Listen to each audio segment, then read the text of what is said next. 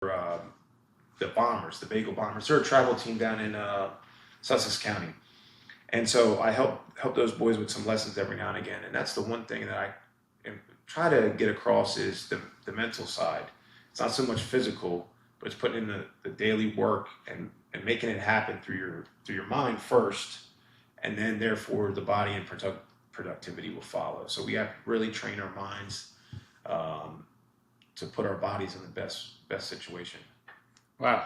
So I think it's time to plug what you got going on right now. We also have something we're giving away. What are we giving away soon from We've got a whole seasoning kit from Shore Smoke Seasoning. It's all the way over there. I'll go grab it real quick. Yeah, let's do that.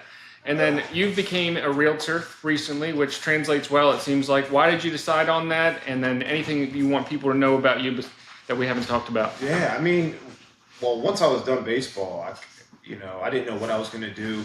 My whole life dedicated to baseball, traveling around the world, playing overseas for a few different places, in a few different places. China, right? Yes, Taiwan. Very cool. They might get offended if some of their locals were like, China, we're not China. Oh, so they're like that. Their people are. Well, what is Chinese Taipei in Lily World Series? I don't know the difference. However, they told me this isn't China. This is Taiwan. Wherever you say I am. You're paying me, right? Yeah, I'm here to play baseball. I got a translator. He's just translating it through me. That's all. But they were much. They wanted, people to realize that we're not part of the communist China. That's how they see Chinese. So they're like not so much their people, but that's how they see the people who reigned over them. Their government. Interesting. So they have their own. They're very much so. I want to say protected. Maybe in some type of peace treaty between the United States and that type of thing. But the people now, maybe not their government, but their people definitely don't think they belong to China. So they're like as if Texas, we're our own thing now. It's kind of like that. Okay, got it. Right, yeah. What do we got? We have 2 tickets to the Delaware Seafood Festival on September 20th from 10 to 5. Incredible gifts from Shore Smoke Seasonings. They're expecting a ton of people at Shelbyville and Rehoboth. Oh, hell yeah. We certainly appreciate that. So that's one thing that we have. And then we have an entire box of their entire lineup of seasonings. I'm not going to show every single one, but the cool things that I've never seen. Coffee blend. And we have coffee blend. If you guys don't have coffee blend, you should try to win this because this is incredible. Why is it so good? It doesn't make the meat taste like coffee, does it? I don't know how to describe it exactly. It's good. But every time I've tried it, it's been incredible on every meat I've ever tried it on. And then if you've not done this, this is the greatest seasoning for so many different things. It's called Backyard Barbecue. They're great. They're local. They're in Millsboro. I see them every day. They're good people. They have good community sense. They do so much for everybody locally. And as soon as they knew we had a podcast, they were in our messages, hey, can we give you guys something to give away? So we're going to give this giveaway soon. You're going to see some things on our social media that tell how you can get into the entry. And yeah, that's what we got. We got some more stuff coming. If anybody watches this and is seeing this right now, if you comment just seasoning or something to let us know you saw it, you likely will win one of these. We really just want to inspire a lot of engagement. I can tell just by talking to you for a little bit, you're going to be great at whatever you decide to do, especially as a realtor. I just think you're going to be great. You're just very professional.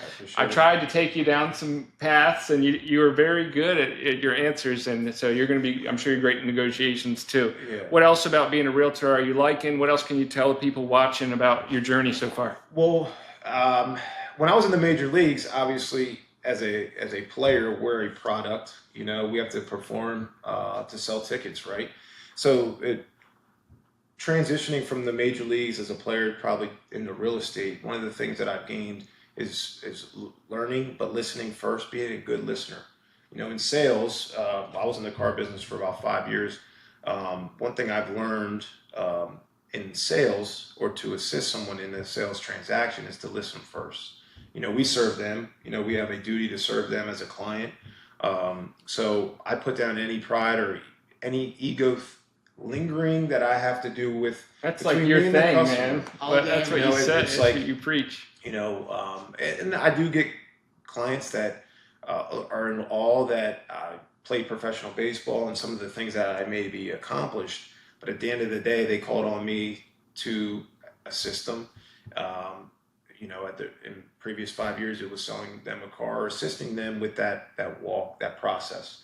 Some people in real estate might have no idea where to start, and maybe their timeline is a lot more broader than others. There's some people as a realtor that may call you when they're ready. Like, I'm ready today to buy a house. Where are you? Let me call you. And I'm here for them in that moment. Or if you need me in a few years, but just need some guidance and assistance, I'm more than willing to. Well, to he's guide you used along the way. to a lot of pressure. Pressure to provide and listen. But I would say that's the biggest key in any job, but more so in sales. And as a realtor, is listen first. We serve the client, and we have a duty to serve them, and ultimately put them in the best situation to buy or sell. Yeah, it's like a fiduciary responsibility. What is in the best interest of your client. I wish that everybody was like that. It would make the job textbook, man. easier. Going back to the real estate classes, right? Well, I was in financial advising for a while, so it was like all Series 7, all that. So yeah, that's what it's all about. You can't be acting for yourself anymore, the way that people did for many years. Sure. And there's I like a that. rewarding feeling in sales once you actually assist them in their goal, right? Yeah. I'm walking them towards, after listening, painting the picture for me to help to assist them. Is it price, or is it a certain area? Is it, basement, no basement? Does it need new roof, paint? All those things, especially if they need more help than others. And time is of the essence. In real estate, we all know that some people have maybe all the time on their hands. Maybe they aren't pressured to sell. There's other people that maybe bought a home, and now they need to sell their home that they're in. So not only listening and guiding clients, but also assisting them with time management and getting everything done to meet their standards on that timeline. It's funny you mentioned listening, because anybody that works for me, we directly train them as one of the first caveats is the acronym WAIT. Why am I talking? So generally when you get someone on the phone or in person or whatever, your first instinct is generally wrong. You want to speak and oversell yourself. Shut up. Let them tell you everything. Don't say a word. Make it uncomfortable a couple times. You're listening that intently. Because the picture you're going to paint moving forward for whatever service they've hired you for is going to be so much more beautiful because you've taken the time to actually hear their needs. Versus walking into the room like, oh, I'm the expert. You're going to do exactly what I say because I have this license today. Or it's not how this game works. And if you lead with love and you listen, you can't really lose. Yeah, no, that's a great point.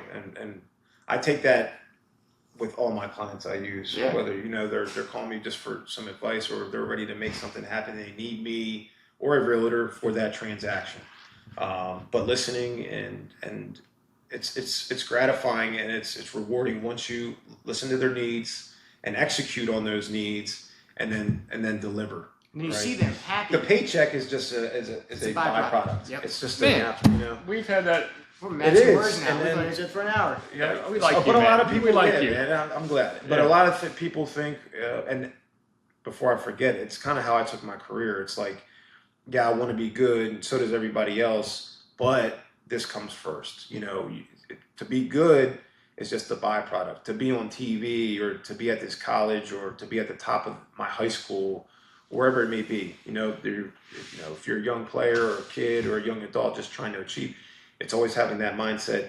This is the end result, but I got to put in the work first, and listening in sales is definitely a lot of the work. It's actually the opposite. Sell. I got to sell because I'm in sales. It's not so much as I have to listen first to be able to sell.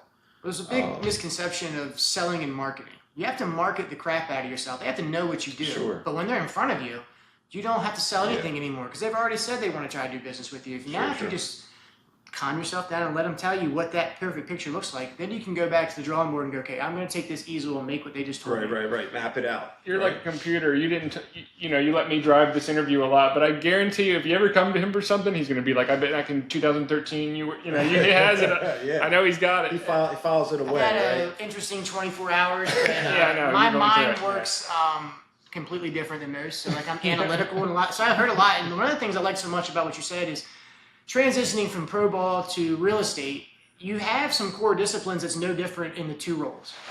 Discipline is the biggest attribute to any success that you're going to have. And you mentioned like the Braves, and they want you to have like a little bit of your blue up.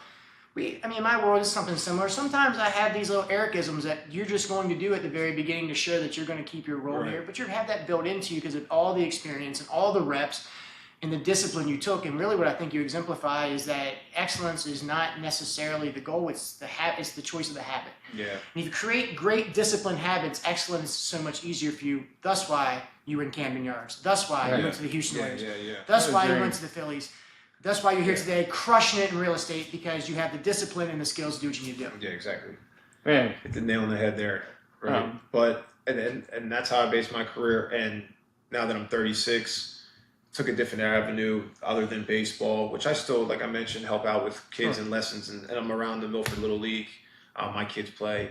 I love doing that, but taking the next step into a different career, real estate, I thought was a great fit because of that transitioning fact. All the things I was able to learn as a human being going through it, met with trials, tribulations, going through that, and then coming out the other side, and to continue to make that journey and continue to grow. And so I think real estate was a great fit because of those things I've learned. Kind of similar. I'm not comparing myself to people who served in our country, but military, I feel like the great men and women who served our military are very similar.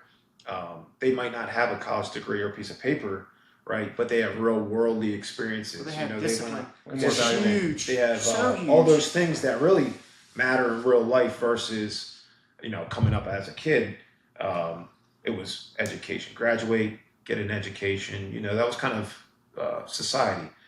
Graduate, go to college, work, pay your bills, but a lot of college or that certificate you get once you graduate college doesn't always transition. you're so right. But the things that you learn when you're in the mud, in the grit of real world, struggles or battles, I like suffering. I like coming through, waking up and being like, man, today just sucks, but I gotta go do X, Y, Z. Or I don't feel like pitching today. I really don't feel like going to this appointment today, but X, Y, Z. You never regret it when it's over, right? No. And those little things too, for me anyway, just add up. So I'm ultimately building a foundation. That's what I teach to some of the kids I do baseball lessons with. We got to build a foundation. So yes, you want to learn to throw a curveball and to strike out the Mike Trouts and to throw 95 miles an hour, but X, Y, Z comes first. That's a byproduct of what I'm all about to try to teach you kids. And that's building a foundation. So That's so profound. Yeah. One thing I want to touch on, because this is our second episode, is we did our first episode. We're really just figuring this out. And we've had great success even on the first episode. I know a lot of people are going to learn about you. They're going to learn things that you're not just this. You are way more than that. And they're going to want to work with you from the content that we put out. We have had success with people reaching out and even made sales from the previous episode that we did, correct? Yeah. We've a lot of great opportunities that came across. Sponsors that came to us organically, and then also people who first off saw the episode and then wanted to come on the episode, but then had a business problem that they couldn't necessarily solve. I'm like a Swiss Army knife, so like I can do what I do really, really well, but then I can do everything else really, really well too. So then I figure out, listen, what they have to say. And I mean, my most profitable business came accidentally so far from the podcast and someone needing something that we were able to do something that helped them. So same for you. Lots of different things that we can do to help in different regards. But I think that your brand in itself is what it is. Get them out there. That's we're gonna put a battery with a marketing team that I have and have it everywhere. So. I'm glad you guys think that way, but for me too, I'm also from a humble standpoint. It's like I want to get in front of as many people because my job as a realtor is to assist, listen first. Who can I help to get them in their situation? They don't know about you. If they don't know about you, you can't help them. Exactly. So we got to get you. And that exactly. I mean, that's one thing I want to do is help first, and the rest will follow. Yeah. Well, that is awesome. Yeah, we're gonna get some awesome content and put it to the channel. This thing's really working. Thank you for being here. Guys. Thank you. I appreciate Yeah. it. Thank you, sir. Don't do that. Yeah. You're all right, man. You break my hand here. Until we meet again, my friends. Yeah, thanks for having me, guys. Yeah. You crushed that, Roll bro. the credits. Roll them.